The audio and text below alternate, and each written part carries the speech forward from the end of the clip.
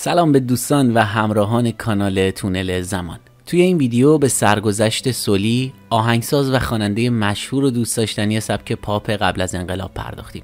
پس تا پایان این ویدیو همراه ما باشید و این ویدیو رو از دست ندید.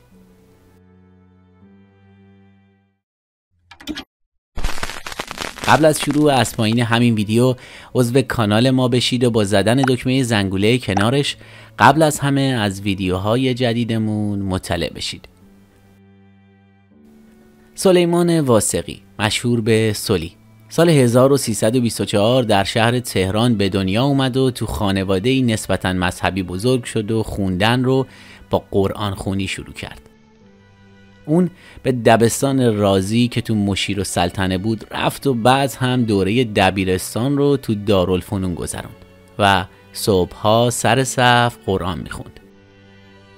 به صورت ذوقی به موسیقی هم علاقه پیدا کرد و آوازهای روز اون زمان رو زمزمه میکرد و تو جشنهای مدرسه و دانشگاه آواز میخوند. اون موقع برنامه‌هایی بود به اسم سینه کلاب که روزای جمعه این برنامه رو میذاشتن از 9 صبح تا ساعت 11. در میان پرده یا شروع برنامه‌های هنری میذاشتن با قیمت بلیت کمتر که خانواده ها بیان و بچه هاشون رو هم بیارن. سلیمان تو دوران نوجوانی توی اون برنامه اجرا داشت. خودش بعدها شروع خوانندگیش رو اینطور تعریف کرده: یه همسایه‌ای داشتیم که تو قسمت حسابداری تالار رودکی کار میکرد، همین که الان تالار وحدته. این تالار تازه در حال افتتاح شدن بود. دور و بر سال 43 بود و داشتم دیپلم میگرفتم.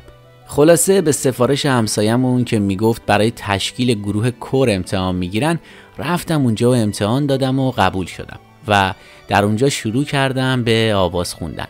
همونجا نوت‌خونی رو هم یاد گرفتم و شدم یکی از خوانندگان کور و به مدت 8 سال آواز کلاسیک رو آموزش دیدم. سولی همزمان به دانشگاه تهران رفت و توی رشته علوم اجتماعی مشغول به تحصیل شد و برای اولین بار در اپرای فتح بابل به رهبری ارکستر اسفندیار منفردزاده در نقش کاهن بزرگ اجرا داشت. تو اون زمان سولی تو اردوهای دانشجویی هم میخوند که تو یکی از همین اردوها توی شهر بابلسر شاهرخ نادری از مسئولان وقت رادیو صداش رو شنید و به اصطلاح استعدادش رو کشف کرد و همین قضیه باعث شد تو رادیو مشغول به کار بشه. بعد از این سولی برای اجرای بیشتری دعوت میشد و یه روز که تو کاخ جوانان برنامه داشت، جوونی به اسم منصور ایران نژاد پشت پیانو بود و به سولی گفت که آهنگی داره که خیلی به صداش میخوره و به سولی پیشنهاد خوندن اون ترانه رو داد. سولی ترانه حمدیفیل رو خوند و توی اردوهای دانشجویی اونقدر این ترانه محبوب شد که به پیشنهاد پرویز عطابکی موسیقیدان و آهنگساز معروف سولی به استودیو رفت و به کمک عطابکی و ارکستر دانشجویان که با سلیمان همکاری میکردن اون ترانه رو توی استودیو ضبط کرد و اولین ترانه سولی در سال 49 به اسم حمدیفیل به شکل صفحه 45 دور منتشر شد.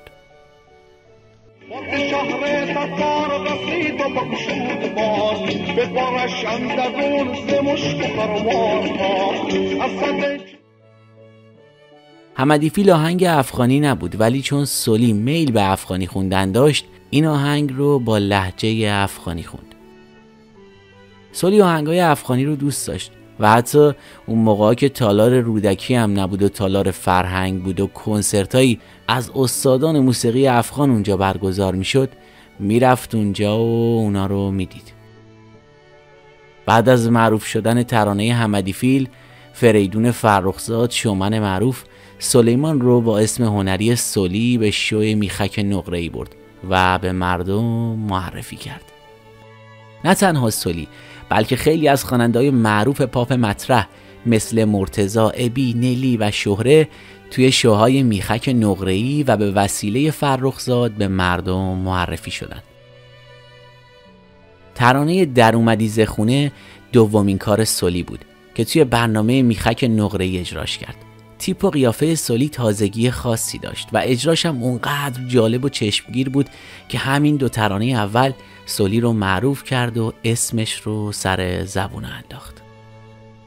اون کم کم که نطخونی یاد گرفت و کار کرد وارد فضای موسیقی پاپ اون زمان شد.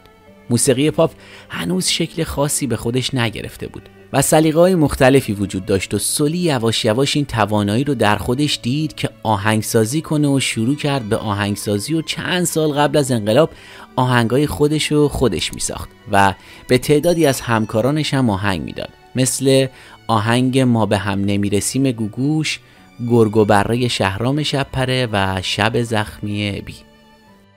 من و تو با لب تشنه تن خسته لب یک چشمه رسیدی.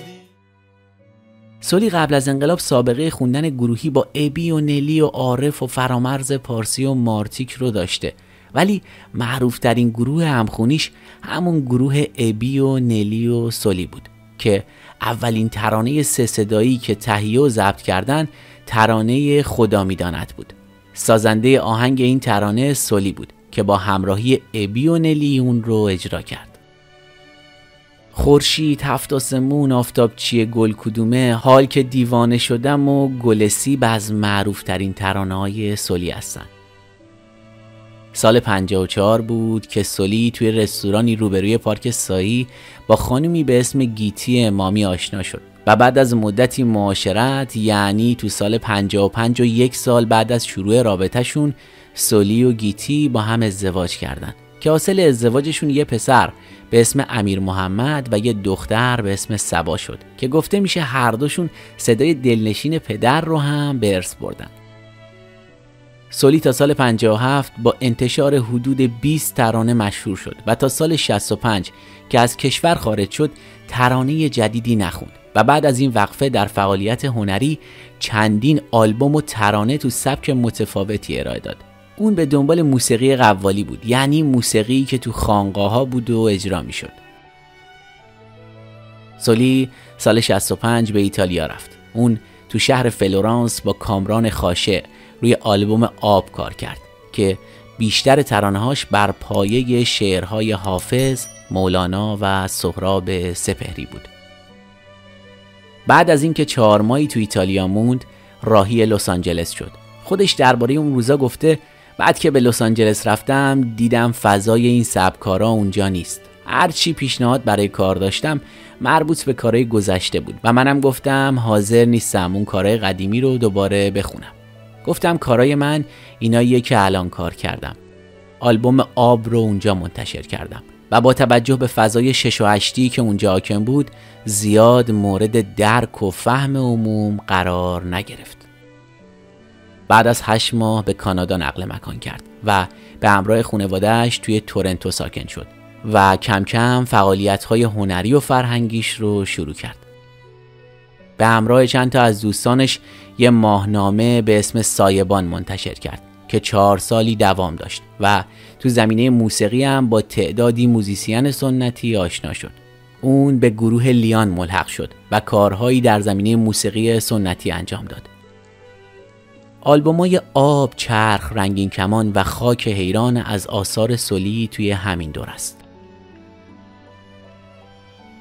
از اونجا که سولی تو دهه 80 به ساخت موزیکای خاص و کار روی شعرهای کلاسیک عرفانی مشغول بود، تو سال 85 سفری به ایران کرد و امیدوار بود که بتونه با مجوز وزارت ارشاد موسیقی تازه خودش رو در داخل ایران منتشر کنه که گفته شده سولی مراحل دریافت مجوز رو به طور کامل طی نکرد و دوباره به کانادا برگشت.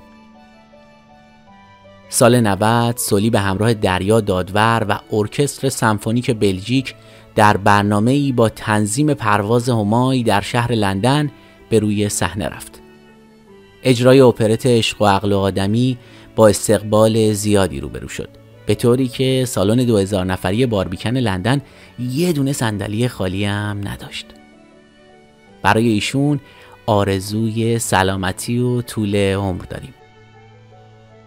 مرسی از این که تا این لحظه همراه ما بودید. لطفاً نظراتتون رو پایین همین صفحه با ما به اشتراک بگذارید. راستی اگه هنوز عضو کانال ما نشدید خوشحال میشیم با عضویتتون از ما و فعالیت هامون حمایت کنید.